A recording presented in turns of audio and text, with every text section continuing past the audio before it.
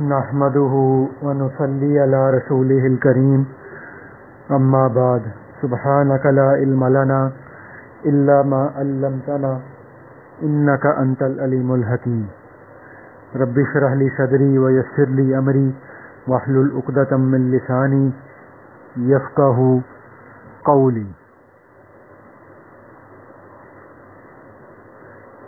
مکتوب نمبر 72 خواجہ جہاں کی طرف لکھا ہے، اس بیان میں کہ دین کو دنیا کے ساتھ جمع کرنا مشکل ہے، پس آخرت کے طالب کو دنیا کا ترک کرنا ضروری ہے، اور اگر حقیقی ترک میسر نہ ہو تو ضروری ہے کہ ترک حکمی ہی کرے، اور اس کے مناسب بیان میں سلمکم اللہ سبحانہ و آفاکم، اللہ تعالیٰ آپ کو سلامت اور عافیت سے رکھے، دین و دنیا جمع ہو جائیں تو کیا ہی خوب ہے۔ دین اور دنیا کا جمع کرنا دو متضاد چیزوں کو جمع کرنا ہے، پس طالب آخرت کے لیے دنیا کا ترک کرنا ضروری ہے، اور چونکہ اس زمانہ میں اس کا حقیقی ترک میسر نہیں ہو سکتا بلکہ دشوار ہے، ناچار ترک حکمی ہی اختیار کر لینا چاہیے۔ اور ترک حکمی سے مراد یہ ہے کہ دنیاوی امور میں روشن شریعت کے حکم کے مطابق عمل کرنا چاہیے، اور کھانے پینے کی چیزوں اور رہنے سہنے کے مکانات میں شرعی حدود کو مد نظر رکھنا چاہیے، اور ان حدود سے تجاوز نہیں کرنا چاہیے۔ بڑھنے والے مالوں اور چرنے والے جانوروں میں فرض شدہ زکوٰۃ ادا کرنی چاہیے، اور جب احکام شرعیہ کے ساتھ آراستگی حاصل ہو گئی تو دنیا کے ضرر اور تکلیف سے نجات حاصل ہو گئی، اور دنیا آخرت کے ساتھ جمع ہو گئی۔ اور اگر کسی کو اس قسم کا ترک حکمی بھی میسر نہ ہو تو ایسا شخص بحث سے خارج ہے، وہ تو منافق کے حکم میں ہے، کیونکہ صرف ظاہری ایمان آخرت میں اس کو کوئی فائدہ نہیں دے گا، اس کو ایسے ایمان سے صرف یہ فائدہ حاصل ہو جاتا ہے کہ اس کے جان اور اموال محفوظ ہو جاتے ہیں۔ ادا کرتا ہوں حق تبلیغ کا، اور تجھ سے کہتا ہوں میری باتوں سے ہو تجھ کو نصیحت یا ملال آئے۔ دیکھیے ایسا صاحب نصیب کون شخص ہے جو اس قدر دنیاوی شان و شوکت، اس قدر خدام و لشکر، اور اتنے لذیذ اور مرغن کھانوں اور نفیس اور قیمتی لباس کے باوجود حق بات کو قبولیت کے کانوں سے سنے۔ کان اس کے موتیوں کے بوجھ سے ہیں بس گراں یعنی وزنی، اس لیے وہ سن نہیں سکتے میری آہو فغاں۔ اللہ سبحانہ و تعالی ہم کو اور آپ کو حضرت محمد مصطفیٰ صلی اللہ علیہ وآلہ وسلم کی شریعت کی مطابقت کی توفیق عطا فرمائے۔ باقی مقصود یہ ہے کہ میاں شیخ زکریا جو پہلے تحصیلدار تھے آج کل قید خانہ میں ہیں، عالم فاضل آدمی ہیں، شامت اعمال سے ایک مدت ہو گئی کہ قید خانہ میں بند ہیں، بڑھاپے کی کمزوری، گزارے کی تنگی اور مدت قید کی درازی کے باعث تنگ اور عاجز ہو کر اس فقیر کو لکھا ہے کہ اس لشکر چھاؤنی میں آ کر ہمارے چھڑانے کی کوشش کریں۔ راستہ کی مسافت کا زیادہ ہونا آپ کے پاس آنے سے مانے ہے، کیونکہ میرے بھائی خواجہ محمد صادق آپ کی خدمت میں آ رہے ہیں، ناچار چند کلمات لکھ کر آپ کو تکلیف دے رہا ہوں۔ امید ہے کہ اس ضعیف بوڑھے کے حق میں توجہ عالی مبذول فرمائیں گے، کیونکہ وہ عالم بھی ہے اور بوڑھا بھی۔ والسلام اولاً و آخراً۔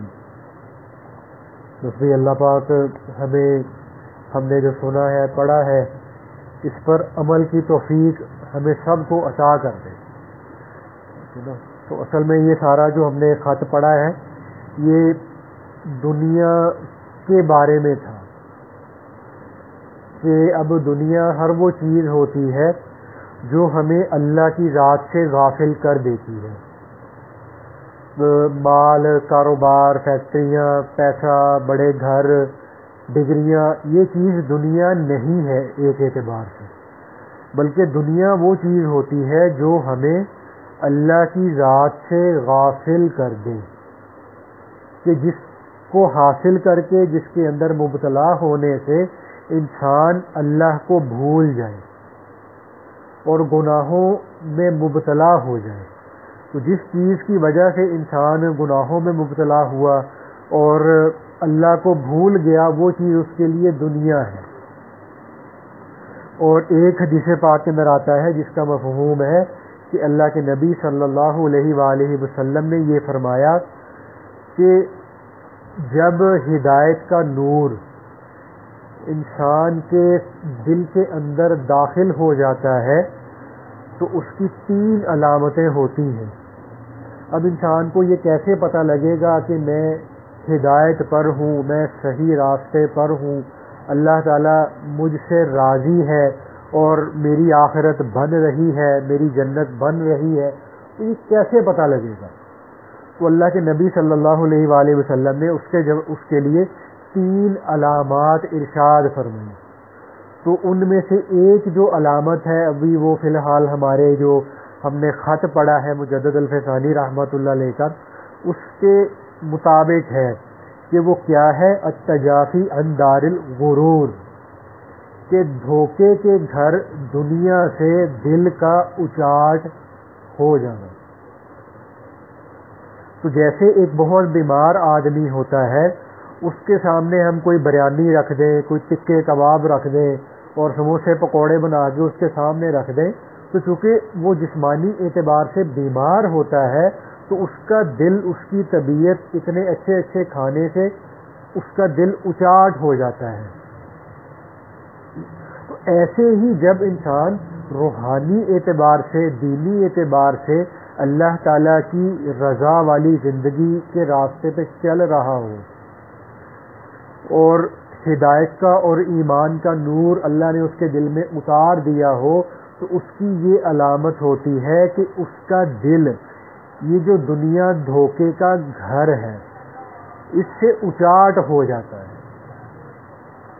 تو اب ہمارے صوفیاء نے یہ بات لکھی ہے کہ اللہ کے نبی صلی اللہ علیہ وآلہ وسلم نے یہ جو دنیا ہے اس کو دھوکے کا گھر کیوں فرمایا ہے؟ اس کی وجہ یہ ہے کہ انسان جب اپنی دنیاوی زندگی گزار رہا ہوتا ہے، اپنے گھر میں ہوتا ہے، اپنا کاروبار کر رہا ہوتا ہے، اپنی ملازمت، اپنی جاب کر رہا ہوتا ہے، اپنی گاڑی کو استعمال کر رہا ہوتا ہے، ٹھیک ہے، اور دنیاوی نعمتیں جتنی بھی اللہ پاک نے اس کو دی ہوتی ہیں یہ ان کو استعمال کر رہا ہوتا ہے، اور اس دنیا کے اندر رہتے ہوئے انسان کا یہ خیال اور گمان ہوتا ہے کہ شاید میں اس دنیا میں ہمیشہ رہوں گا، یا یہ دنیاوی جتنی بھی چیزیں ہیں یہ میرے پاس ہمیشہ رہیں گی. لیکن جب انسان کی موت کا وقت آتا ہے تو یہ دنیا اس کو ایسا دھوکہ دیتی ہے کہ اس کے ساتھ اس کے پہنے ہوئے سلے ہوئے کپڑے بھی نہیں جاتے، اور اس کا بینک بیلنس یا اس کا آئی فون یا اس کا لیپ ٹاپ یا اس کی گاڑی، وہ تو ایک بہت باہر کی چیزیں رہ گئیں. اس لیے جو اپنے جسم پر کوئی کپڑا جو اس نے کو 1000-1200 روپے کا لے کے سلایا ہوا تھا، پہنا ہوا تھا، تو اب اس کو غسل دینے سے پہلے لوگ کینچی سے کاٹتے ہیں. تو یہ دنیا ایسا دھوکے کا گھر ہے کہ اتنی معمولی سی بھی جو چیز ہے، جو اس کا سلایا ہوا 1000-1200 کا سوٹ بھی ہو تو دنیا والے اس کو بھی اتار لیتے ہیں، اس کے ساتھ نہیں جاتا. تو یہ دنیا نے انسان کو ایسا دھوکہ دیا ہوتا ہے. انسان سمجھتا ہے کہ جی بس یہ میں جن مال اسباب چیزوں کے اندر، نعمتوں کے اندر اس وقت ہوں تو یہ پتہ نہیں قیامت تک میرے ساتھ رہیں گی، نہ میں نے مرنا ہے اور نہ یہ جو جتنی دنیاوی زیب و زینت کی چیزیں ہیں یہ مجھ سے دور ہوں گی. تو اس میں پھر ہمارے حضرات نے نا کچھ مثالیں دی ہیں کہ انسان کیسے اس دھوکے کے گھر سے متاثر ہو جاتا ہے اور آخرت سے غافل ہو جاتا ہے. اب اس میں مولانا جلال الدین رومی رحمۃ اللہ علیہ نے ایک مثال یہ بیان فرمائی ہے کہ جو سمندروں کے دریاؤں کے جو بڑے بڑے مگرمچھ ہوتے ہیں تو ان کے جو دانت ہیں ان دانتوں کے اندر فاصلہ ہوتا ہے، یعنی ایک سے دوسرا، دوسرے سے تیسرا، تیسرے سے چوتھا دانت وہ تھوڑے تھوڑے فاصلے پہ ہوتے ہیں، اور جتنا بڑا مگرمچھ ہوتا ہے پھر اس کا اتنا بڑا منہ ہوتا ہے، اور اس کے اتنے بڑے منہ میں اتنے بڑے دانت ہوتے ہیں، اور اتنے بڑے دانتوں کے درمیان میں فاصلہ بھی اتنا زیادہ ہوتا ہے۔ تو اب یہ کیا کرتا ہے کہ یہ جو مگرمچھ ہے اس کی غذا ہوتی ہے گوشت، یہ مختلف سمندری جانوروں کا یا اور جانوروں کا یہ گوشت کھاتا ہے۔ تو اب جب یہ گوشت کھاتا ہے تو نہ تو اس کو کھلال کرنا آتا ہے ٹوتھ پک سے، ٹھیک ہے، اور نہ اس کے پاس ٹوتھ پیسٹ ہوتی ہے، نہ کوئی ٹوتھ برش ہوتا ہے جس سے یہ اپنے دانت صاف کر سکے، یا ماؤتھ واش بھی اس کے پاس کوئی نہیں ہوتا۔ تو کیا ہوتا ہے کہ اس نے کچھ گوشت تو کھا لیا، اور پھر ہوتا ہے کہ کافی سارا گوشت اس کے وہ جو بڑے بڑے دانت ہوتے ہیں ان کے درمیان میں جو فاصلہ ہوتا ہے ان میں پھنس جاتا ہے، ٹھیک ہے، پھنس جاتا ہے، اور پھر پھنسنے کے بعد کیا ہوتا ہے وہ گوشت گل سڑ جاتا ہے، اور گلنے سڑنے کے بعد اس میں چھوٹے چھوٹے کیڑے پیدا ہو جاتے ہیں۔ جیسے اکثر ہم نے گھر میں چینی رکھی ہو کسی جگہ پہ یا کوئی آٹا رکھا ہو تو اس کے اندر چھوٹے چھوٹے سے کیڑے پیدا ہو جاتے ہیں، تو چونکہ وہ گوشت اس کے دانتوں کے بیچ میں جو اسپیس ہوتا ہے اس میں رہ کے گل چکا ہوتا ہے، اس میں کیڑے پڑ چکے ہوتے ہیں، اور اس کی مگرمچھ کی یہ عادت ہوتی ہے کہ یہ اکثر جب یہ خشکی پر آتا ہے نا، سمندر یا دریا کے کنارے پر آتا ہے تو یہ گوشت کھانے کے بعد اپنا منہ کھول کے ایسے بیٹھ جاتا ہے۔ اکثر چڑیا گھر میں بھی جائیں نا تو وہاں بھی انہوں نے جو تالاب کے اندر مگرمچھ چھوڑے ہوتے ہیں نا وہاں منہ اپنا کھولا ہوتا ہے۔ تو اب جو اوپر فضا میں نا درختوں پر یا فضا میں جو چڑیاں اڑ رہی ہوتی ہیں تو وہ جب مگرمچھ کا کھلا ہوا منہ دیکھتی ہیں، اس کے بیچ میں جو ہے وہ گوشت اور اس میں چل رہے چھوٹے چھوٹے کیڑے دیکھتی ہیں۔ اب چڑیوں کی خوراک ہی وہ چھوٹے موٹے کیڑے ہوتے ہیں، تو اب وہ کیا کرتی ہیں کہ وہ ایک چڑیا اس مگرمچھ کے منہ کے اندر آگے بیٹھ جاتی ہے، ٹھیک ہے، اور وہ بڑے مزے سے اس کا وہ جو گوشت اور وہ جو کیڑے اس میں پھر رہے ہوتے ہیں اس کو کھانا شروع کر دیتی ہے۔ تو اب دوسری چڑیا دیکھتی ہے کہ وہ تم اکیلی کیوں یہ سارے مزے لوٹو، میں بھی آتی ہوں۔ اب دوسری بھی آئی، وہ بھی اس نے بھی کچھ نہ کچھ کھانا شروع کر دیا، تیسری آئی، چوتھی، پانچویں، چھٹی۔ تو اب کیا ہوا جناب، 10 جو تھی نا چڑیاں اس کے ایک طرف کے دانتوں کے اندر، ٹھیک ہے، اور 10 چڑیاں اس کے دوسری طرف کے دانتوں کے اندر۔ اب وہ جو چڑیاں ہیں وہ اس جو مگرمچھ کا جو منہ ہے نا وہ ان کے لیے دار غرور بن گیا۔ اب وہ چڑیاں سمجھ رہی ہیں کہ بس جناب اب یہ ہمیں کھانے کو مل گیا ہے اور اب ہم ہمیشہ اس کے اندر پھرتی رہیں گی، چہچہاتی رہیں گی اور مست ہو کے پھرتی رہیں گی، گوشت کھاتی رہیں گی۔ تو اب وہ بیچاری اسی بھول کے اندر ہوتی ہیں، وہ اڑنا بھول جاتی ہیں، ٹھیک ہے، اور اپنی آزادی بھول جاتی ہیں۔ تو اتنے میں کیا ہوتا ہے، وہ جو مگرمچھ نے اپنا اتنا منہ کھولا ہوتا ہے نا وہ ہڑپ سے بند کر لیتا ہے اس کو، ٹھیک ہے۔ اب وہ 10 جو چڑیاں ایک طرف تھیں، 10 دوسری طرف تھیں، اب وہ ساری اس کے پیٹ میں چلی جاتی ہیں۔ تو اب مولانا جلال الدین رومی رحمۃ اللہ علیہ نے ہمیں یہ مثال دے کے سمجھایا کہ دیکھنا یہ جو دنیا ہے نا یہ دھوکے کا گھر ہے، کہیں تم بھی ان چڑیوں کی طرح دھوکہ نہ کھا جانا اس دنیا کی چمکتی دمکتی چیزوں سے، رنگ برنگی چیزوں سے، موبائلوں کے نئے نئے ماڈلوں سے، ٹھیک ہے، اور نئے نئے ویزی کارڈ سے، اور نئے نئے سافٹ ویئر سے، ہارڈ ویئر سے، ٹھیک ہے، نئی نئی گاڑیوں سے۔ تم کہیں اس دھوکے میں نہ پڑ جانا، اور دھوکے میں پڑ کے تم اللہ سے غافل نہ ہو جانا۔ تو ایک دن ایسا ہوگا کہ جس طرح سے وہ چڑیاں اپنے انجام کو بھول گئیں اور مگرمچھ نے غڑپ سے اپنا منہ بند کر لیا، ٹھیک ہے، تو ایسے ہی ایک دن آئے گا کہ تمہیں جو ہے نا وہ موت کا فرشتہ آنا ہے، ٹھیک ہے، اور اس نے تمہیں جو ہے نا وہ دبوچ کے لے جانا ہے۔ تو اس لیے کہیں کسی غلط فہمی میں نہ رہنا، دنیا میں رہنا، دنیا کی چیزیں استعمال کرنا، دنیا میں کاروبار کرنا، دنیا کے اندر پڑھائی کرنا، دنیا کے اندر جاب کرنا، ڈگری لینا، سب کچھ کرنا ہے، مگر اس دنیا سے دل نہیں لگانا۔ وہ شعر ہے نا کہ دنیا کے مشغلوں میں رہ کر بھی یہ باخدا رہے، سب کے ساتھ رہ کر بھی سب سے جدا رہے، تو ہمیں ایسے رہنا ہے۔ اور دوسری مثال انہوں نے اس کی یہ بیان فرمائی تھی کہ ایک ملک کا شہزادہ، اس کی کسی دوسرے ملک کے شہزادی سے شادی ہو گئی،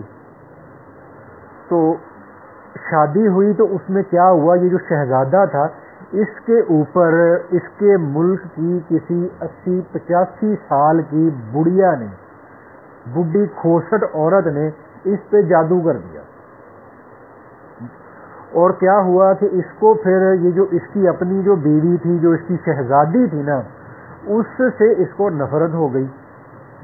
اس کے پاس یہ بیٹھتا بھی نہیں تھا، اس سے بات بھی نہیں کرتا تھا، ٹھیک ہے، بلکہ اس کو جھڑکتا رہتا تھا، اس سے ناراض ہوتا رہتا تھا، ڈانٹتا رہتا تھا۔ اور وہ جو 80-85 سال کی جو بڈھی کھوسٹ عورت تھی نا، جس نے اس پہ جادو کر دیا، ٹھیک ہے، تو یہ اس کو بڑی خوبصورت لگتی تھی، ٹھیک ہے، حالانکہ اس کے منہ میں 2 دانت تھے، ٹھیک ہے، اور 9 نمبر کی اس نے اینک لگائی ہوتی تھی، ٹھیک ہے، اور کمر میں اس کے بالکل ڈنٹ پڑا ہوا تھا، اور جب بات کرتی تھی تو جو ہے وہ چونکہ منہ میں دانت نہیں ہوتے تھے تو اس کے منہ سے تھوک کے جو تپیڑے جو تھے نا وہ سامنے والوں کے منہ پہ جا کے گرا کرتے تھے،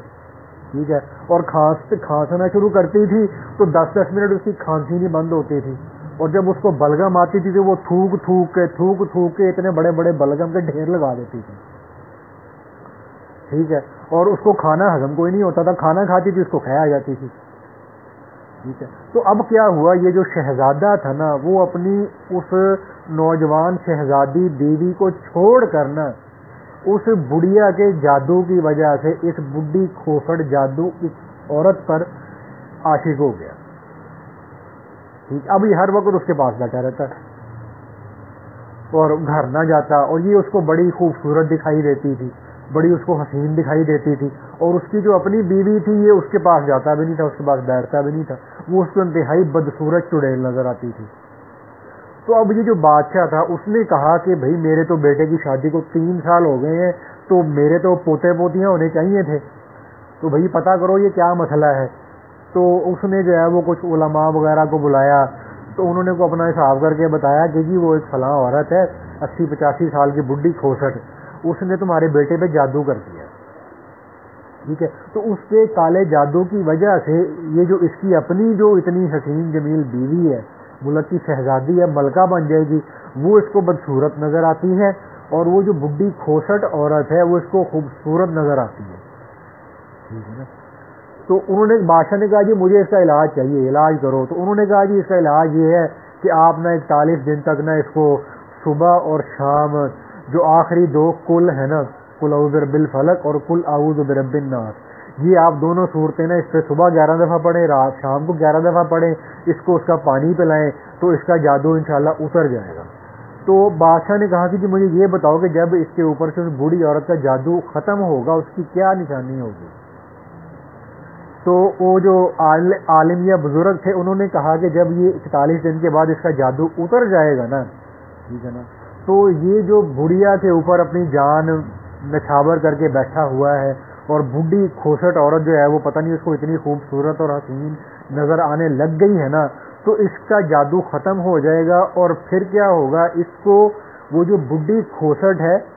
وہ اپنی اصل شکل میں بڈھی اماں نظر آئے گی، ٹھیک ہے، اور وہ جو اس کی بیوی ہے جو جس کو یہ چڑیل سمجھ رہا ہے وہ اس کو اپنی اصلی شکل میں دکھائی دے گی۔ تو اب جب اس کا جادو ختم ہوا، اس نے 41 دن کا عمل کیا، تو اب جب اس کی آنکھوں سے جادو اترا تو اس کو اسی بڈھی اماں کے پاس لے گئے۔ تو اب چونکہ جادو اتر چکا تھا تو اس نے جب اس بوڑھی اماں کو دیکھا تو اس بیچارے نے اتنی بدصورت عورت کو دیکھ کر اس نے کہہ کر دی، کہنے لگا اوہو میں کتنا بیوقوف انسان تھا، کتنا بیوقوف آدمی تھا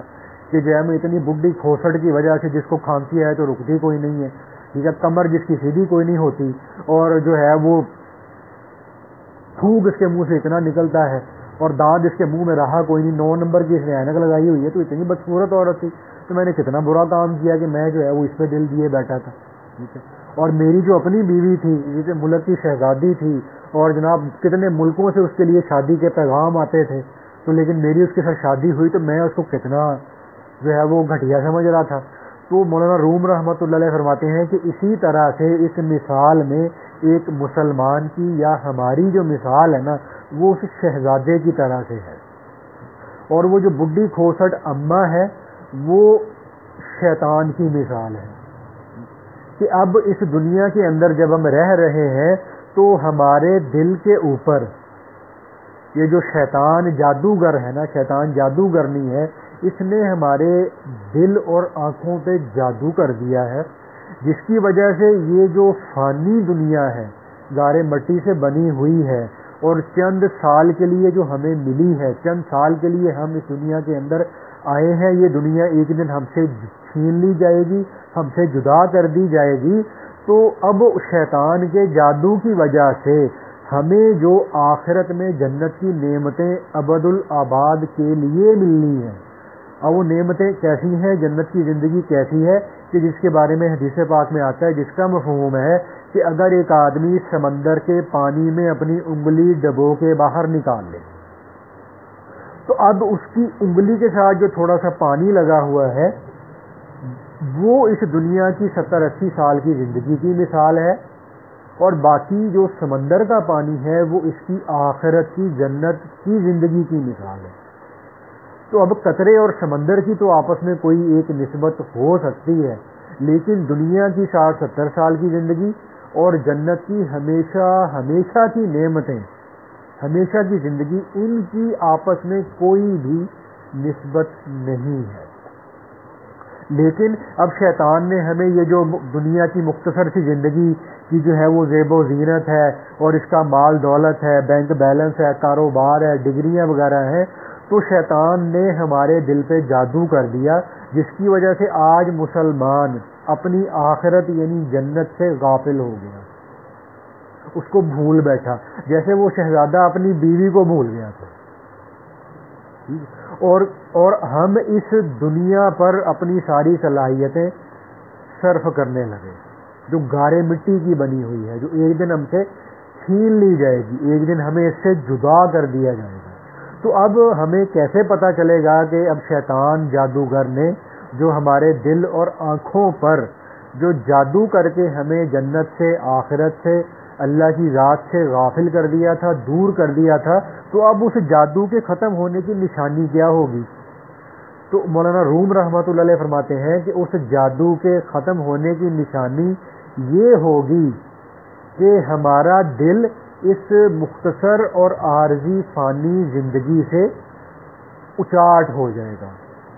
ہم اس دنیا کی خاطر، چند سال کی دنیا کی خاطر، اس دنیاوی زندگی کی خاطر ہم اپنی ہمیشہ ہمیشہ کی جو کبھی نہ ختم ہونے والی آخرت کی زندگی ہے اس کو خراب نہیں کریں گے، اور اس مختصر سی زندگی کے لیے ہم اپنے اللہ کو ناراض نہیں کریں گے، چاہے کچھ بھی ہو جائے۔ تو جب ہمارے دل اور آنکھوں سے شیطان کا کیا ہوا یہ جادو اترے گا تو ہمیں پھر یہ جو دنیا ہے اس کی حقیقت ہمارے دل کے اندر اتر جائے گی، ٹھیک ہے نا؟ جیسے حسن بصری رحمۃ اللہ علیہ نے فرمایا تھا کہ جو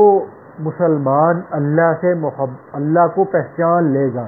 جو مسلمان اللہ کو پہچان لے گا وہ اللہ سے محبت کیے بغیر نہیں رہ سکتا، اور جو مسلمان اس دنیا کی زندگی کی حقیقت کو پہچان لے گا وہ اس دنیا سے نفرت کیے بغیر نہیں رہ سکتا۔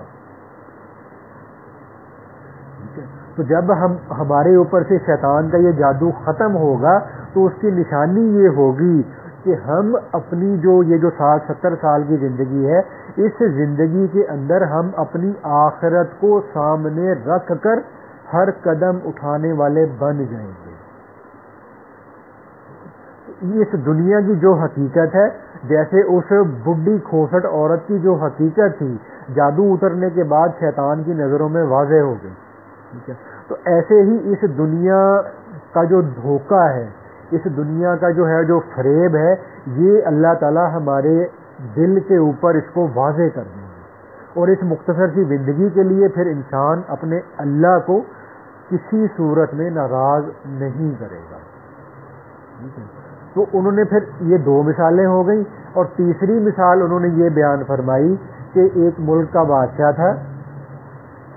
اب اس کا جو قلعہ تھا، اس قلعے کے اندر وہ، اس کے بچے، اس کا سارا خاندان، اس کی فوج رہتی تھی. تو اب اس کے جو وزیر تھے نا عقل مند قسم کے، وہ اس بادشاہ کو یہ کہا کرتے تھے کہ بادشاہ سلامت، آپ نے یہ جو کام کیا ہے نا کہ اپنے پوری فوج کے لیے، پورے خاندان، پورے محل کے استعمال کے لیے جو پانی ہے، یہ آپ نے محل سے باہر کی جو 4-5 نہروں سے راستہ نکال کر اپنے محل میں ان کو داخل کیا ہے. تو بادشاہ سلامت آپ ہماری بات مان لیں، آپ ایسا کریں کہ آپ اس اتنے بڑے قلعے کے اندر ایک کنواں کھود لیں، ہے نا، آپ اس اتنے بڑے قلعے کے اندر ایک کنواں کھود لیں، ٹھیک ہے. تو اس کنویں کی وجہ سے ہمیں اپنے محل، وہ پنکھا بھی چلا دیں، تو ہمیں اپنے محل کے اندر بیٹھ کر ہی پانی ملتا رہے گا. ہم اس چیز کے محتاج نہیں ہوں گے کہ جی باہر نہروں میں پانی آئے، باہر کے علاقے میں بارشیں ہوں، پھر وہاں پانی آئے، وہ پانی نہروں میں آئے اور پھر نہروں سے ہوتا ہوا وہ ہمارے محل کے اندر آئے. تو یہ چیز ہمیں ایک دن نقصان دے سکتی ہے. تو بادشاہ سلامت آپ یہ کریں کہ آپ نا اپنے محل کے اندر ایک کنواں کھود لیں. تو اگر کسی وجہ سے کل کو ایسے حالات بنے کہ باہر کی جو 4-5 نہریں ہیں، ہمیں ان نہروں سے پانی کی سپلائی بند ہو گئی، تو ہمیں پورے محل والوں کو، پوری فوج کو، پورے شاہی خاندان کو کوئی دشواری نہیں ہوگی. ہمارے پاس کنواں ہوگا، ہم اس کنویں سے پانی نکالتے رہیں گے. لیکن وہ بادشاہ جو تھا، وہ اکثر جیسے بادشاہ وہ بیوقوفی ہوتے ہیں، تو ان کا وزیر ہی ہمیشہ سمجھدار ہوتا ہے. اکثر کہانیاں پڑھتے ہیں نا، تو اس میں کیا لکھا ہوتا ہے، ایک بادشاہ تھا جس کا وزیر بڑا عقل مند تھا. تو بادشاہ بیچارے چونکہ وہ جدی پشتی بادشاہ بنتے رہتے ہیں، تو ان کو اتنی عقل سمجھ نہیں ہوتی، تو اس لیے پھر وہ حکومت کا نظام چلانے کے لیے نا عقل مند وزیر رکھتے ہیں. تو لیکن وہ جو وزیر تھے وہ اس کو سمجھاتے رہتے تھے، بادشاہ کہتے تھے جاؤ کام کرو اپنا، کچھ بھی ایسا مسئلہ نہیں بنے گا. تو اب اس کے جو ساتھ والا جو پڑوسی ملک تھا نا، اس کے بادشاہ کو کسی نے اطلاع کر دی کہ یہ جی آپ کا جو پڑوسی بادشاہ ہے نا، یہ بڑا انٹرنیشنل بیوقوف قسم کا بادشاہ ہے. تو اس نے اپنے محل کے اندر کوئی بھی کنواں نہیں کھودا ہوا. تو اس کی ساری جو شاہی خاندان ہے، اس کی جو فوج ہے، ان کو سارے کا سارا جو پانی ہے نا، وہ اس کے محل سے باہر کی 4-5 نہروں سے آتا ہے. تو بادشاہ نے کہا کہ بھئی یہ تو بڑا آسان ہو گیا، وہ جو دوسرے ملک کا بادشاہ تھا، کہ بھئی ہم کیا کرتے ہیں، ہم ان نہروں پر جو ہے نا بند باندھ لیتے ہیں، پانی روک لیتے ہیں، تو اندر پانی جانا بند ہو جائے گا. ٹھیک ہے. تو وہ اندر کتنے کے دن کا پانی اسٹور ہوگا ان کے پاس؟ تو آخر ایک دن ان کے پاس پانی ختم ہو جائے گا، وہ بھوکے پیاسے ہو جائیں گے، تو پھر ہمیں ان سے لڑنا آسان ہوگا. تو چونکہ ان کے پاس پانی ختم ہو گیا ہوگا، تو ان سے تو ہمیں لڑنے کی ضرورت بھی نہیں پڑے گی، وہ بیچارے ویسے ہی سرنڈر کر دیں گے. تو اب بادشاہ نے کیا کیا، وہ جو پڑوسی ملک کا بادشاہ تھا، اس نے ان 5 نہروں پہ باندھ لگا دیا، پانی روک لیا اس نے. تو اب بادشاہ کے محل میں کچھ عرصہ تو پانی جاتا رہا، اس کے بعد پانی ختم ہو گیا. تو بادشاہ سلامت نے کہا کہ جی اب کیا کریں. تو اس کے جو وزیر عقل مند تھے اس کو کہتے رہتے تھے کہ جی بادشاہ سلامت، ہم نے آپ سے اتنے عرصے کا ہم کہتے رہے ہیں کہ جی آپ اپنے محل کے اندر کنواں کھود لیں، تو ہمیں پھر ان باہر کی نہروں کی جو ہے نا محتاجی نہیں ہوگی، اور اگر ہمارا دشمن ان نہروں پہ قبضہ کر بھی لیتا ہے تو ہمارے لیے کوئی دشواری کی بات نہیں ہے، ہمارے پاس کنویں ہوں گے. تو اب اس نے کہا جی اب کیا ہوگا، کہ جی اب تو کچھ نہیں ہوگا. تو اتنے میں کیا ہوا، اندر سارا جو محل تھا اس کو پانی کی سپلائی ختم ہو گئی. تو اب ان کے پاس بیچاروں کے پاس نہ لڑنے کی قوت رہی، نہ پینے کے لیے پانی رہا، استعمال کے لیے بھی نہ رہا. تو جو ساتھ والے ملک کی جو فوج تھی اس نے جو ہے حملہ کیا اور اس پہ قبضہ کر لیا. تو اس مثال کو دے کے مولانا جلال الدین رومی رحمۃ اللہ علیہ نے یہ بات ہمیں سمجھائی ہے. وہ یہ فرماتے ہیں تیسری مثال میں کہ بھائی دیکھو، ایک وقت آنا ہے جب انسان کی موت قریب آ جاتی ہے. ٹھیک ہے. تو اس وقت میں جب ابا جی جو ہے نا وہ ہسپتال میں وینٹیلیٹر پہ ہوتے ہیں نا، تو اس وقت میں ان کی آنکھیں تو ہوتی ہیں لیکن انہیں دکھائی کچھ نہیں دے رہا ہوتا. یہ ایک نہر ہے. تو اور ان کے ابا جی کے کان بھی ہوتے ہیں لیکن ان کو سنائی کچھ نہیں دے رہا، وہ ابھی زندہ ہیں. ٹھیک ہے. اور تیسری نہر ان کی زبان ابھی موجود ہے، وہ بھی زندہ ہے، لیکن اب وہ نہ کسی سے بات کر سکتے ہیں، نہ کسی کو کسی کی بات کا جواب دے سکتے ہیں، ٹھیک ہے۔ اور پھر چوتھی نہر ان کے ہاتھ پاؤں، ٹھیک ہے، ابھی ان کے جسم کے اندر روح موجود ہے، مرے نہیں ہیں، لیکن اب وہ اپنی وہ جو ہاتھ پاؤں کی نہر ہے، ٹھیک ہے نا، اب اس سے وہ کوئی فائدہ نہیں اٹھا سکتے، ٹھیک ہے۔ اور اس حالت کے اندر اسرائیل علیہ السلام آئیں گے، موت کا فرشتہ آئے گا اور ان کو اٹھا کے لے جائے گا۔ تو مولانا روم رحمۃ اللہ علیہ نے فرمایا کہ جب ہماری موت کا وقت آئے گا، ٹھیک ہے، تو اس وقت میں اگر شیطان نے ہمارے اوپر حملہ کیا تو اس وقت میں کیا ہوگا، ہماری جو دیکھنے والی آنکھ ہے اس کی نہر بھی بند ہو چکی ہوگی، اور سننے والی جو کان کی نہر ہے اس کی یہ بھی نہر بند ہو چکی ہوگی، زبان والی نہر بھی بند ہو، یعنی جتنے ہمارے جو حواس خمسہ ہیں، ٹھیک ہے نا، ان کا رابطہ، ٹھیک ہے نا، دنیا والوں سے کٹ جائے گا۔ تو جیسے اس وقت میں جب باہر کی نہروں کا پانی خشک ہو گیا، اگر بادشاہ نے اپنے قلعے کے اندر کوئی کنواں کھودا ہوتا وہ اس کے کام آ جاتا۔ ایسے ہی جب انسان کی موت کا وقت آتا ہے تو اس وقت میں یہ جو حواس خمسہ ہیں، ٹھیک ہے نا، دیکھنا، سننا، بولنا، چکھنا، سونگھنا، یہ ساری کی ساری قوتیں ختم ہو جاتی ہیں، بیکار ہو جاتی ہیں۔ تو اس وقت میں اگر انسان نے، مسلمان نے اپنے دل کے اندر اللہ تعالیٰ کی محبت کا، اللہ تعالیٰ کی معرفت کا اور اللہ تعالیٰ کے ساتھ تعلق کا اگر اس نے کنواں کھودا ہوگا، تو باہر کے تو سارے کنویں اور دریا خشک ہو جائیں گے اس وقت میں، ٹھیک ہے، نہ کچھ دکھائی دے گا، نہ سنائی دے گا، نہ سجائی دے گا، نہ بلائی دے گا، کچھ بھی نہیں دے گا، ٹھیک ہے نا۔ تو اگر اس وقت میں انسان نے، مسلمان نے اپنے دل کے اندر، دل کے اوپر محنت کر کے اپنے دل کے اندر اللہ کے ساتھ تعلق کا اور اللہ کی ذات کی رضا کا اس نے کنواں کھود لیا ہوگا، تو اس کنویں تک شیطان کی رسائی نہیں ہوگی، شیطان دشمن کی فوج کی رسائی اس دل کی نہر تک نہیں ہوگی۔ نتیجے کے طور پہ انسان اس دنیا سے اپنا ایمان صحیح سلامت لے کر چلا جائے گا۔ تو ان تین مثالوں سے مولانا روم رحمۃ اللہ علیہ نے ہمیں یہ سمجھایا کہ التجافی عن دار الغرور، کہ دل کے اندر، سینے کے اندر جب ہدایت کا اور ایمان کا نور آ جاتا ہے تو اس کی ایک نشانی یہ ہوتی ہے کہ اس دھوکے کے گھر سے، یعنی اس دنیا سے، یہ جو دنیا دھوکے کا گھر ہے، اس سے انسان کی طبیعت اور دل اچاٹ ہو جاتا ہے، رہتا اسی دنیا کے اندر ہے، لیکن وہ اپنا دل اس دنیا سے نہیں لگاتا۔ تو یہ ابھی ایک نشانی ہے، تو ابھی انشاءاللہ اللہ نے چاہا تو پھر کبھی دوسری تیسری بھی اس کا بھی انشاءاللہ مذاکرہ کر لیں گے۔ تو اب اس کا جو ایک بڑا آسان ایک راستہ ہے نا، وہ انسان ان لوگوں کے پاس بیٹھنا شروع کر دے، ان لوگوں کی صحبت اختیار کرنا شروع کر دے کہ جن کے دلوں کے اندر اس دنیا کی بے رغبتی ہے، ٹھیک ہے۔ تو جو لوگ اس دنیا کے اندر رہتے ہوئے، ٹھیک ہے نا، اس دنیا کے مکر و فریب سے، اس کے دھوکے سے، اس کی چال بازیوں سے غافل نہیں ہیں، ٹھیک ہے، اور ہر وقت اپنی آخرت کی زندگی کو سامنے رکھ کر چل رہے ہیں۔ تو جب انسان ایسے لوگوں کے پاس کچھ عرصہ آنا جانا رکھتا ہے، مستقل آتا رہتا ہے، بیٹھتا رہتا ہے، ان کے ساتھ اپنے جو ہے وہ دل کے جو احوال ہیں ان کو شیئر کرتا رہتا ہے، تو ایک وقت آتا ہے آہستہ آہستہ اللہ کے فضل سے انسان کے دل سے اس دنیا کا جو ہے نا وہ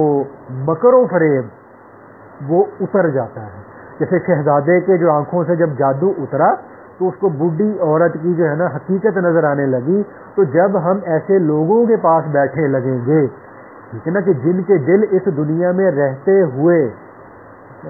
اس دنیا سے باہر ہوں گے، اللہ کی ذات کے ساتھ کنیکٹڈ ہوں گے، ٹھیک ہے نا، جن کے دل ہر وقت میں اپنی آخرت کو سامنے رکھ کر ہر قدم اٹھانے والے ہوں گے، تو ان کے پاس ہم کچھ عرصہ انشاءاللہ بیٹھیں گے تو کیا ہوگا، ان کے اندر کی جو باطن کی جو صفات ہوتی ہیں وہ انسان کے اندر خود بخود منتقل ہونا شروع ہو جاتی ہیں۔ جیسے وہ ہوتا ہے نا خربوزے کو دیکھ کے خربوزہ رنگ پکڑتا ہے، ٹھیک ہے. تو ایسے ہی جب ہم مستقل کسی اچھے انسان کے پاس بیٹھتے ہیں، اس سے اس کی صحبت میں رہتے ہیں، تو اس کے اندر کی جو اچھی اور باطنی صفات ہوتی ہیں وہ ہمارے اندر بھی منتقل ہونا شروع ہو جاتی ہیں. اور اس کا اتنا اثر ہوتا ہے صحبت کا کہ جیسے ہم نا یونیورسٹی میں نا ادھر فرسبی کھیلنے جاتے ہوتے تھے، تو 2005-6 تک ہم جاتے رہے ہیں، تو فرسبی کھیلنے جاتے ہوتے تھے. تو اب یہ فرسبی ہم بہت تیز کھیلتے ہوتے تھے، شاید یہ پروفیسر صاحب نے دیکھا بھی ہوگا کبھی فرسبی کھیلتے ہوئے. تو اتنی تیز ہم لوگ فرسبی کھیلتے تھے نا، یعنی ایک ایک سیکنڈ سے پہلے جو ہے نا ہمارے ہاتھ سے فرسبی ادھر ادھر ادھر ادھر ادھر جا رہی ہوتی، پاسنگ کرتے ہوتے تھے، پھر گول کرنے جاتے تھے. تو اب جو بندہ جو ہے نا ہمیں باہر کھڑا ہو کے نا 10-15 منٹ دیکھ لیتا تھا نا ایک دن، ٹھیک ہے، تو اس کو اس کا اتنا شوق ہو جاتا تھا کہ یار یہ کبھی فرسبی ایسے گھما رہے ہیں، کبھی یوں گھما رہے ہیں، کبھی ادھر سے گھما رہے ہیں، اور جب وہ غریب ان کو ورائٹیاں کہتے ہوتے کہ ورائٹی ماری اس نے جناب. تو 10-15 منٹ اگر ایک کوئی بندہ ہمیں دیکھ لیتا تھا نا فرسبی کھیلتا ہوا، تو اگلے دن ہمیں کہتا تھا یار مینو بھی کھلاؤ، اے مینو بھی سکھاؤ، ٹھیک ہے نا. تو ایک 10-15 منٹ اس نے جو ہے نا ہمیں کھیلتے ہوئے دیکھا، اس پہ ہمارا یہ عمل اثر کر گیا، ٹھیک ہے نا. تو ایسے ہی ہم جن لوگوں کے پاس بیٹھتے ہیں نا کثرت کے ساتھ، ان کے اندر کی جتنی صفات ہوتی ہیں نا وہ اچھی ہوں یا بری ہوں، ان کا اثر ہمارے دل پہ پڑتا ضرور ہے، ٹھیک ہے نا. ابھی جیسے وہ پتہ نہیں کون کس نے بتایا تھا کہ یہ مولانا طارق جمیل صاحب بتا رہے تھے، کہتے تھے کہ میں زندگی میں صرف ایک دفعہ مولانا ابو الحسن علی ندوی رحمۃ اللہ علیہ کے پاس بیٹھا. تو یہ اکثر آخر وقت میں یہ مکہ مکرمہ چلے گئے تھے، اس سے پہلے یہ ہندوستان میں رہتے تھے، اور بڑی ماشاءاللہ انہوں نے کتابیں بھی بڑی لکھی ہیں، اور بڑے ایک مفکرانہ قسم کا نا یہ ایک مسلمانوں کے لیے، مسلمانوں کو کیسے ترقی کرنی چاہیے، مسلمان دنیا میں کیسے غالب آ سکتے ہیں، تو اس عنوان پہ نا انہوں نے اپنی ساری زندگی محنت کی تھی. تو اسی پہ ان کی کتابیں تھیں زیادہ تر. اور یہ پہلے مولانا احمد علی لاہوری رحمۃ اللہ علیہ سے بیعت تھے، اور انہوں نے پھر ان کی تربیت کے بعد ان کو خلافت دی. اور پھر احمد علی لاہوری رحمۃ اللہ علیہ جب فوت ہو گئے تو انہوں نے پھر عبد القادر رائے پوری صاحب رحمۃ اللہ علیہ سے بیعت کی، جو ہمارے تبلیغ میں عبد الوہاب صاحب رحمۃ اللہ علیہ کے بھی شیخ تھے. تو پھر انہوں نے بھی ان کو خلافت دی. تو مولانا طارق جمیل صاحب کہنے لگے کہ میں اپنی زندگی میں صرف ایک دفعہ غالباً صرف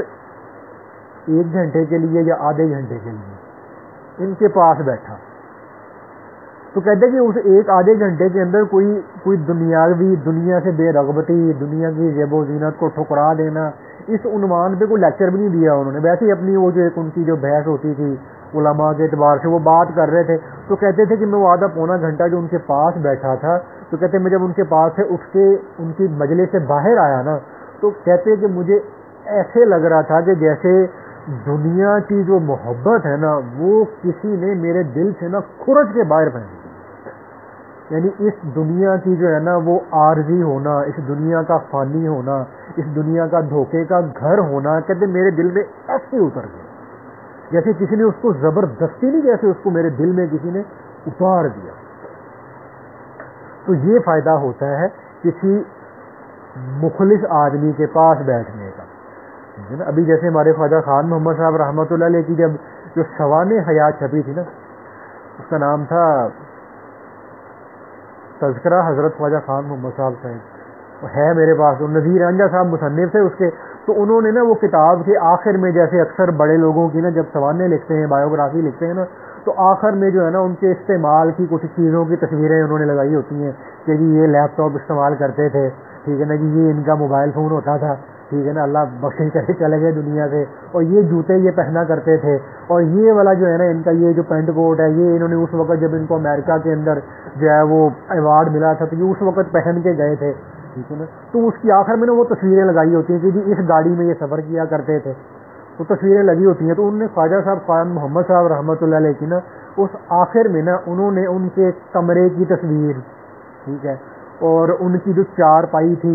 اس کی تصویر، اور وہ جو ہم جس کو پنجابی میں پکھی کہتے ہیں نا، وہ جو بجلی بند ہوتی ہے تو پکھیوں سے ہوا لیتے تھے، اس کی تصویر، اور ان کے کمرے کے پنکھے کی تصویر، اور ان کے جو بجلی کے جو بٹن لگے ہوتے تھے نا کمرے میں اس کی تصویر لگی ہوئی تھی. تو ان کے کمرے میں وہ جو پنکھا تھا وہ جو پرانے وقت کا پنکھا ہوتا تھا وہ چھوٹا تھا، اور آج کل بھی کہیں کہیں ہمارے چچا ارشد جو تھے اللہ بخشے ان کی دکان پہ وہ لگا ہوا ہے پرانے وقتوں کا وہ پنکھا ابھی بھی چل رہا ہے. وہ مجھے کہتے ہوتے تھے کہ یہ میں نے نا 1983 میں لیا تھا, تو ابھی بھی ان کی دکان پہ میرا خیال ہے لگا ہوگا. وہ چھوٹا سا اتنا سا پنکھا, یہ بڑے بڑے پنکھوں کی طرح نہیں ہوتا, تو وہ چھوٹا سا ان کا وہ پنکھا تھا خواجہ صاحب کے نا ایسے چھت پہ لگا ہوا تھا کمرے کی چھت پہ. اچھا اس کی تصویر لگی ہوئی تھی. اور پھر اس کے بعد آج کل تو ہمارے آتے ہیں نا بٹن لینے جائے نا یار بٹن نہیں ہے ڈمر نہیں, تو اگلا کہتا ہے کیڑا چینا کٹن, ٹھیک ہے نا, یا فلانی کٹنگ. تو وہ پہلے وقتوں میں نا وہ بٹن چلتے تھے, وہ ایک وہ نا وہ ٹکن سا عجیب سا ہوتا تھا, وہ کالے سے رنگ کا نا, وہ یوں کر کے اس کو وہ پتہ نہیں کیا ہوتا تھا, اس کو نیچے کر دیتے ہوتے تھے کالے سے رنگ کے نا, ایسے کر کے کوئی لاٹو سا ہوتا تھا, اس کو بٹن لگا ہوتا تھا چھوٹا سا, تو وہ ان کے بٹن لگے ہوئے تھے. تو اب جب وہ میں نے اس کو ایسے کھول کے میں نے ان کے وہ جو کمرے کا پنکھا اور وہ جو ان کا وہ جو بٹن جو لگے ہوئے تھے نا, وہ میں نے اس کو تھوڑی دیر میں نے دیکھا, تو اس کو دیکھنے کے بعد نا میرے دل میں نا ایک ایسی کیفیت پیدا ہوئی کہ یہ جو دنیا ہے نا, یہ ساری دنیا, اس کے رنگ برنگی چیزیں, اس کے ٹیپ ٹاپ سارا کچھ, مجھے لگا کہ نا جیسے میرے دل میں سے نا کسی نے ایسے کھینچ کے نہیں نکال دیے تھے. ایسی میری کیفیت, مجھے رونا آ گیا. مجھے ابھی بھی یاد, میں فیکٹری بیٹھا ہوا اکیلا بیٹھا, میں کتاب پڑھ رہا تھا, مجھے میری آنکھوں سے نا ایسے آنسو نکلنے شروع ہو. تو اب وہ کیا تھا, وہ جو انہوں نے ایک سادہ زندگی گزاری تھی نا, دنیا سے بے رغبتی والی زندگی گزاری تھی, ٹھیک ہے نا, اس کا اثر میرے اوپر پڑا. حالانکہ میں نے ان کو زندگی میں شاید کبھی لائیو نہیں دیکھا, ان کے کمرے کی تصویر دیکھی, تو ان کے کمرے کی تصویر میں اتنا اثر تھا, ٹھیک ہے نا, تو اس نے میرے دل پہ اثر کیا. تو ایسے ہی جب ہم اپنے شیخ کی صحبت میں مستقل بیٹھتے ہیں, بار بار بیٹھتے ہیں, اور اپنی اصلاح کی نیت سے بیٹھتے ہیں نا, ٹھیک ہے, تو اللہ کے فضل سے پھر یہ ہوتا ہے کہ پھر ان نیک لوگوں کی جو اندر کی صفات ہوتی ہیں نا, ٹھیک ہے, وہ اللہ تعالیٰ ہمارے دل کے اندر بھی پیدا کر دیتا ہے, ٹھیک ہے نا بھائی. تو اس لیے ہم اس چیز کو نا اپنے لیے ضروری سمجھا کریں, ٹھیک ہے. اب کم قسمتی سے ہم نے اس چیز کی اہمیت کو بالکل خارج کیا ہوا ہے. اب آخری بات ہے کہ اب ایک بڑے ہی ہمارے ایک ساتھی ہیں ندیم راؤ صاحب ہیں, آتے رہتے ہیں ادھر کبھی کبھی, تو ان کا نا اسٹیٹس لگا ہوا تھا واٹس ایپ میں, اس میں انہوں نے لکھا ہوا تھا کہ دین مدارس میں پڑھایا جاتا ہے اور تبلیغ سے پھیلایا جاتا ہے, سیاست سے نافذ کیا جاتا ہے, اور جہاد سے باقی رکھا جاتا ہے. تو اب انہوں نے نا یہ اس 4 جملے تھے یا 4-5 جملے تھے نا, تو انہوں نے ان 4 جملوں میں نا دین کے شعبوں کی انہوں نے نا ایک اس میں جھلک دکھا کہ دین کے کس شعبے کے ذریعے کون سا دین کا کام ہوتا ہے. تو اب مجھے اس کو پڑھ کے نا بڑی حیرت ہوئی کہ اس کے اندر جو لکھا ہوا تھا نا جملہ, اس کے اندر اللہ کے نبی صلی اللہ علیہ وآلہ وسلم کی جو ایک ذمہ داری تھی صحابہ کے دلوں کا, ان کے نفس کا تزکیہ کرنا, اور ان کے دلوں کے اندر اخلاص کو پیدا کرنا, اور ان کے دلوں کے اندر اللہ کی محبت کو اتارنا, اس کا تذکرہ ہی نہیں تھا. تو آج ہمارے اچھے خاصے جو دیندار لوگ ہیں نا, وہ ماشاءاللہ باشرہ بھی ہیں, 4 حج عمرے بھی کیے ہوئے ہیں, اور ماشاءاللہ قرآن پاک کی تفسیر بھی کئی دفعہ ماشاءاللہ پڑھ چکے ہیں, مطالعہ کرتے رہتے ہیں, دینی کتابوں کا بھی مطالعہ ہے, اور مختلف ٹاکس بھی دیکھتے رہتے ہیں, لیکچر بھی سنتے رہتے ہیں اسلامک اسکالرز کے, ٹھیک ہے نا. تو لیکن بڑا افسوس ہوتا ہے اس بات کا کہ ہمارے نظر میں یہ جو اللہ کے نبی کی جو نبوت کی جو ذمہ داریاں ہیں, ان میں سے یہ جو ایک شعبہ ہے آج ہمارے ذہنوں سے بالکل محو ہو چکا ہے. آج جو کوئی اس شعبے میں لگنے کی کوشش کرتا ہے نا, تو بیچارہ لگ جاتا ہے, تو لوگ اس کو تانے مارتے ہیں. تانے دنیا دار نہیں مارتے, تانے ایکٹر نہیں مارتے, تانے سنگر نہیں مارتے, تانے یہ جو اینکر پرسن ہے یہ نہیں مارتے, تانے صحافی نہیں مارتے, اس کو تانے ہمارا دیندار مسجدوں والا طبقہ مارتے. اللہ صوفی صاحب بن گئے, تصویر پھاڑ لی, یعنی عجیب عجیب قسم کی نا, وہ ہمارا دیندار طبقہ ہمیں ایسی باتیں کرتا ہے. حالانکہ یہ وہ محنت تھی کہ جو ہمارے دینی اعمال کے لیے, دینی محنتوں کے لیے یہ ایک روح کی حیثیت رکھتی ہے. اب اس میں اتنے بڑے امام ہیں شاہ ولی اللہ رحمۃ اللہ علیہ, اب کچھ حضرات تو ان کو 5واں امام بھی کہہ لیتے ہیں یعنی فقہی اعتبار سے، ٹھیک ہے نا. شاہ ولی اللہ رحمۃ اللہ علیہ اپنی کتاب قول الجمیل میں، چھوٹی سی کتاب ہے قول الجمیل، اس اپنی قول الجمیل کتاب کے اندر لکھتے ہیں کہ یہ جو صوفیاء کا یہ جو شعبہ ہے تزکیہ نفس کا، صوفیاء کا شعبہ تزکیہ نفس کا، یہ باقی سارے کے سارے دین کے لیے بمنزلہ روح اور بمنزلہ حقیقت کے ہیں. کہ اگر ان کے جتنے بھی دینی شعبے ہیں، تبلیغ ہے، جہاد ہے، پڑھنا پڑھانا ہے، جتنے بھی شعبے، اگر ان کے اندر ان کو کرتے ہوئے انسان کے اندر اخلاص نہیں ہے، انسان یہ سارے شعبوں میں لگا ہوا لوگوں سے واہ واہ کرانے کے لیے، لوگوں سے اپنی تعریفیں کرانے کے لیے، لوگوں کے اندر اپنے آپ کو مشہور کرنے کے لیے، لوگوں کے اندر اپنے آپ کو بڑا بزرگ اور بڑا عالم ظاہر کرنے کے لیے، تو اس کے یہ ساری کی ساری دینی محنتیں قیامت کے دن اس کے کسی کام نہیں آئیں گی. ٹھیک ہے نا. اور کیا اس محنت سے کیا ہوتا ہے کہ اس محنت سے انسانیت کی روحانیت بنتی ہے، انسان کی جو روح ہے اس کے اندر مضبوطی پیدا ہوتی ہے، اور جب انسان کی روح مضبوط ہوتی ہے تو وہ پھر دین کے کسی بھی کام کو زیادہ اچھے طریقے سے کر سکتا ہے. اب جیسے ایک بس کا ڈرائیور ہے، اس نے اپنے پیچھے 70 سواریاں بٹھائی ہوئی ہیں، تو اب اس بس کے ڈرائیور کو ہی راستے کا نہیں پتا، ٹھیک ہے نا، اس کی آنکھیں اندھی ہیں، اس کو سنتا بھی نہیں ہے، ٹھیک ہے نا. تو اب یہ خود بھی مرے گا، 70-72 سواریوں کو ساتھ لے کے مرے گا. تو ایسے ہی ہم لوگ جو دین کے مختلف شعبوں کے اندر کام کرنے والے ہیں، کوئی دین پڑھ رہا، کوئی دین پڑھا رہا، کوئی دین سکھا رہا، کوئی دین پھیلا رہا، کوئی جو ہے وہ دین کو نافذ کرنے کی محنت کے اندر لگا ہوا، تو اگر ہم یہ ساری محنتیں کر رہے ہیں، ٹھیک ہے، تو اگر یہ ساری محنت کرتے ہوئے ہمارے اندر اخلاص نہیں تھا، ٹھیک ہے نا، تو اب یہ اخلاص کا ہونا یہ ایک بڑی باریک چیز ہے. عام انسان اس کو نہیں سمجھ سکتا کہ میرے اندر اخلاص ہے یا نہیں ہے، کیونکہ بعض دفعہ ہمارے حضرات یہ فرماتے ہیں کہ بعض دفعہ انسان دین کا ایک کام کر رہا ہوتا ہے اور اس کے نفس نے اس کو یہ سمجھایا ہوتا ہے کہ بھائی تم یہ جو دین کا کوئی بھی کام کر رہے ہو نا، یہ بڑے فضیلت کی بات ہے، تم یہ بڑا اچھا کام کر رہے ہو. تو انسان کا نفس اس کو یہ بتاتا ہے کہ بھائی تم عبادت کر رہے ہو، اصل میں وہ مسلمان یا وہ انسان اپنے نفس کی عادت پوری کر رہا ہے. تو اس کام کے کرنے کی وجہ سے اس کا جو نفس ہے نا، جو نفس امارہ ہے، وہ پل رہا ہوتا ہے، اس کی گروتھ ہو رہی ہوتی. کیوں ہو رہی ہوتی ہے؟ لوگوں کے اندر اس کی واہ واہ ہو رہی ہے، لوگوں کے اندر اس کی ٹھاٹھا ہو رہی ہے، لوگ اس سے جناب مسافے کر رہے ہیں، لوگ اس سے آگے دعائیں کرا رہے ہیں، لوگ اس سے وظیفے پوچھ رہے ہیں جناب، لوگ ایسے ایسے کر کے جناب اس سے مل رہے ہیں، لوگ اس کو بڑا عالم سمجھ رہے ہیں. اور یہ اس کو دیکھ کر یہ جو اس کے باہر جو سینیریو بنتا ہے نا کہ دیکھو جی کیسی میری عزت ہے، اور دیکھو جناب کیسی میری واہ واہ ہو رہی ہے، اور دیکھو جناب کیسی میری بلے بلے ہو رہی ہے، تو کل قیامت کے دن ایسے انسان کو اللہ تعالیٰ فرشتوں کو حکم دیں گے کہ اس کو اوندے منہ جہنم میں گراؤ. کیوں کہ اس نے یہ جو جتنا دین کا کام، وہ جو ایک مشہور حدیث ہے سخی، عالم اور شہید کی، ٹھیک ہے نا. تو اب یہ تین دین کے سب سے بڑے بڑے شعبے ہیں، عالم، سخی اور شہید. لیکن انہوں نے جو کچھ دنیا میں کیا تھا وہ اللہ کے لیے نہیں کیا تھا. اب یہ کتنا آسان ہے، میں نیت کر لی میں فلاں عمل کر رہا ہوں، میں اللہ کے لیے کر رہا ہوں. یہ جو ہے میں جناب یہ دین پڑھا رہا ہوں، میں اللہ کے لیے کر رہا ہوں، میں نے نیت کر لی میں نے اللہ کے لیے کیا ہے. یا جناب میں نے کسی غریب کی مدد کی ہے، میں نے نیت کر لی کہ میں نے اللہ کے لیے کیا ہے. تو کیا انہوں نے یہ نیتیں نہیں کی ہوں گی؟ ایک عالم ہے، اب عالم سے بڑھ کر شیطان کی چالوں سے کون واقف ہو سکتا ہے؟ پورا دین اس کے سامنے، پوری شریعت اس کے سامنے ہے، قرآن حدیث کا علم اس کے سامنے. لیکن اس کے باوجود جہنم جن تین بندوں سے دہکائی جائے گی وہ یہ تین ہوں گے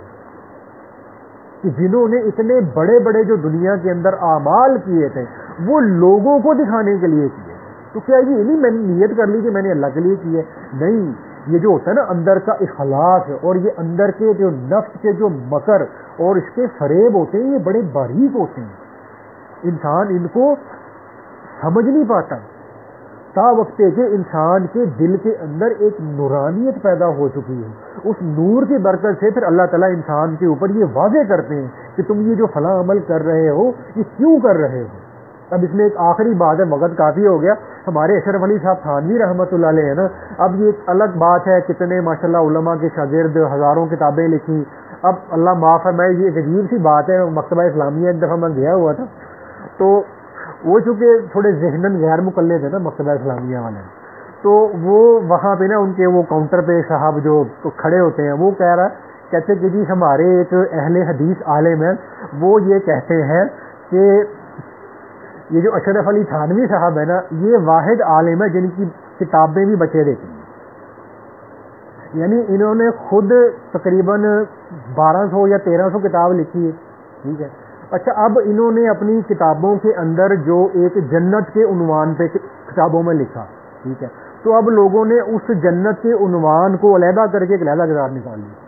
ٹھیک ہے، اچھا انہوں نے پھر اپنی کتابوں کے اندر جو معاشرت کے اعتبار سے احکامات یا واقعات یا قصے لکھے، اچھا اس کو نکال کے کچھ لوگوں نے ایک علیحدہ کتاب نکال لی. تو ان کی اس 1300 کتابوں سے آگے جو ہے نا اس وقت تقریباً 5500 کتاب بن چکی ہے. تو ان کے کہنے کا مقصد یہ تھا کہ یہ ان کی کتابیں بھی بچے رہتی ہیں. ٹھیک ہے، کہ یعنی اللہ نے اتنا علم دیا. آج ہم میں سے کوئی بندہ جو ہے نا وہ سارے کام چھوڑ دے، کاروبار چھوڑ دے، پڑھنا چھوڑ دے، اسے کہو کہ یار تم نے یہ 1300 کتاب ہے یہ تم نے پڑھنی ہے، شروع سے لے کے آخر تک پڑھنی ہے، تو پتہ نہیں ہم پڑھ سکیں گے کہ نہیں. انہوں نے تحقیق کر کے، ریسرچ کر کے، کتابوں کو سامنے رکھ کے، تفاسیر کھول کے، حدیث کی تشریحات کو سامنے رکھ کے یہ 1300 کتاب لکھی. اور پھر ان کی گھر کی زندگی الگ، ٹھیک ہے، مریدوں والا سلسلہ الگ، خانقاہی نظام ان کا الگ. ٹھیک ہے، اور پھر وہ کہتے ہیں کہ ایک دفعہ وہ بیان کر رہے تھے، ٹھیک ہے، بیان کر رہے ہیں، اور بیان کہتے ہیں کہ وہ جو بیان کرتے تھے، تقی عثمانی صاحب فرماتے ہیں کہ ان کے بیان میں نا یہ کچھ تیاری کر کے نہیں آتے تھے. جیسے میرے جیسا بندہ ہوتا ہے نا، وہ عصر کی نماز پڑھ کے آگے پہلے کتاب کھول کے دیکھتا ہے، یار اچھا میں گل کرنی ہے، ٹھیک ہے نا، میں کہیں بھول نہ جاؤں. ٹھیک ہے نا، تو ان کے سارے جو بیانات ہوتے تھے فل بدی ہوتے تھے. ٹھیک ہے، اور ایسی یہ اپنے ان کے خطبات حکیم الامت جو 32 جلدوں کے اندر ہیں، تو ان کی وہ جو پڑھ کے دیکھیں نا تو وہ عجیب و غریب قسم کی، یعنی وہ جو جب قرآن کی تفسیر کرتے ہیں کسی آیت کی تو لگتا ہے کہ یار یہ اس وقت ان کو نا اتر رہی تھی اوپر سے، الہام ہی ہو رہا تھا. اور جب یہ کسی حدیث کی تشریح میں لگتے ہیں تو ایسے لگتا ہے کہ یہ پتہ نہیں کہاں سے یہ بات کر رہے ہیں. تو مقصد ان تقی صاحب کے بات کرنے کا یہ تھا کہ یہ ان کو اللہ الہام فرماتے تھے یہ سارے علوم. تو ایک دفعہ حضرت تھانوی صاحب رحمۃ اللہ علیہ بیان کر رہے تھے، تو بیان کرتے ہوئے نا انہوں نے فرمایا کہ بھائی ابھی میں جو آپ سے بات کروں گا یہ انشاءاللہ آپ نے دنیا میں کسی کتاب میں نہیں پڑھی ہوگی اور آپ نے دنیا کے کسی بھی عالم سے نہیں سنی ہوگی. ٹھیک ہے، اور پھر فرمانے لگے کہ میں آپ سے یہ جو بات اب کرنے لگا ہوں نا، یہ میں آپ سے تحدیث نعمت کے طور پر بیان کرنے لگا ہوں. ٹھیک ہے، اب تحدیث نعمت کا مطلب یہ ہوتا ہے کہ انسان اپنے اوپر کوئی نعمت لوگوں کے سامنے بیان کرے، دینی نعمت ہو، دنیاوی نعمت ہو. ٹھیک ہے نا، تو جب وہ یہ نعمت لوگوں کے سامنے بیان کر رہا ہے نا، تو اس کے دل کے اندر یہ ہو کہ یہ میرے اوپر میرے اللہ کا فضل ہے، اس میں میرا کوئی کمال نہیں تھا. مجھے یہ جو نعمت حاصل ہوئی ہے اس میں میرا کوئی کمال نہیں تھا، یہ میرے اللہ کا فضل تھا. ٹھیک ہے، تو اس نیت سے اپنی کسی نعمت کو بیان کرنا تحدیث نعمت ہوتا ہے. تو جب انہوں نے یہ فرمایا نا کہ میں یہ بات آپ کو تحدیث نعمت کے طور پر بتانے لگا ہوں، تو اتنی بات انہوں نے کہی اور وہ خاموش ہو گئے. اور کچھ دیر نا جیسے بندہ کچھ سوچ رہا ہوتا ہے نا، تو کچھ دیر وہ سوچتے رہے اور پھر انہوں نے سر اٹھا کے نا 3 دفعہ بھرے مجمع میں ممبر پہ بیٹھ کے نا استغفر اللہ استغفر اللہ استغفر اللہ کہا. پھر فرمانے لگے کہ بھائی میں نے تو آپ لوگوں سے یہ کہا تھا کہ میں یہ بات آپ سے تحدیث نعمت کے طور پہ کرنے لگا ہوں، یعنی اس میں میرا کوئی کمال نہیں ہے، اللہ کا فضل سمجھ کے بیان کرنے لگا ہوں. تو فرمانے لگے میں نے جب یہ بات کی اور میں نے اپنے دل میں جھانکا تو میرے اندر میں یہ تھا کہ بھائی تمہارا کمال ہے، تمہارے علم کا کمال ہے، تمہارے مطالعے کا کمال ہے، تمہارے تقوی ریاضت مجاہدے کا کمال ہے کہ تمہیں اللہ نے یہ علم عطا کیا. تو اب اس چیز کو جب انسان کسی نعمت کو اس نیت سے بیان کرے کہ یہ میرا کمال ہے، میری کمائی ہے، اس کو تعلی کہتے ہیں. ٹھیک ہے، اب یہ جو تعلی کا ہونا ہے یہ حرام ہے کہ انسان اللہ کی کسی نعمت کو اپنی جو ہے نا وہ ایبلٹی کی طرف جو ہے نا اس کو منسوب کرے کہ یہ میرا کمال ہے. ٹھیک ہے، اور تحدیث نعمت کا ہونا یہ واجب ہے. اپنی کسی نعمت کو اس لیے بیان کرنا کہ یہ میرے اوپر اللہ کا فضل ہے، یہ واجب ہے انسان پہ. اب یہ ایک طرف ایک چیز واجب ہے اور اسی کی دوسری شکل جو ہے وہ حرام ہے، تو اب انسان کو اس میں تمیز کیسے ہوگی؟ ٹھیک ہے نا. تو اس لیے یہ نفس کے جو اور پھر اس وقت حضرت تھانوی رحمۃ اللہ علیہ خود اتنے بڑے حکیم الامت ہیں اور شیخ طریقت ہیں، مفسر قرآن بھی ہیں، 1300 کتابوں کے مصنف بھی ہیں. اگر ان کو یہ مغالطہ لگ سکتا ہے کہ یار میں نے لوگوں کو تو میں نے کچھ کہا ہے لیکن اندر میں کوئی اور لڈو پھوٹ رہے تھے، ٹھیک ہے نا، تو ہم تو بہت کمزور لوگ ہیں. تو اس لیے ہمیں اس محنت کو نا، اس چیز کو اہمیت دینے کی ضرورت ہے، ٹھیک ہے نا. اس کو ہمیں سنجیدگی سے لینے کی ضرورت ہے، ورنہ دنیا سے بندہ کیا ہوتا ہے کہ بندے کے اندر کا تزکیہ نہیں ہوتا. بندہ اس وقت بھی جب بستر مرگ پہ اس کو وینٹیلیٹر لگا ہوا ہے اور جناب انہوں نے اس کو چٹکی سی لگائی ہوئی ہے کہ پتہ لگ رہا ہے دل کی دھڑکنوں کا، تو اس وقت میں بھی یہ نرسوں کو حسرت سے دیکھ رہا ہوگا، لیڈی ڈاکٹروں کو حسرت سے دیکھ رہا ہوگا، اس حسرت کے ساتھ مرے گا. کیوں؟ اندر نہیں بدلا ہوا. ہاں زبان پہ ہوگا استغفر اللہ، ساتھ دیکھی بھی جائے گا استغفر اللہ، توبہ توبہ توبہ استغفر اللہ، زبان پہ استغفار ہوگا، آنکھوں پہ حرام ہوگا، ایسے ہی چلا جائے گا دنیا. تو اس لیے ہم مرنے سے پہلے اللہ کرے، اللہ ہمیں اس دنیا کے دھوکے مکر فریب سے اللہ کرے ہم نکل جائیں، اور اس کے جو اسباب ہیں اللہ ہمیں ان کو اختیار کرنے کی توفیق دے.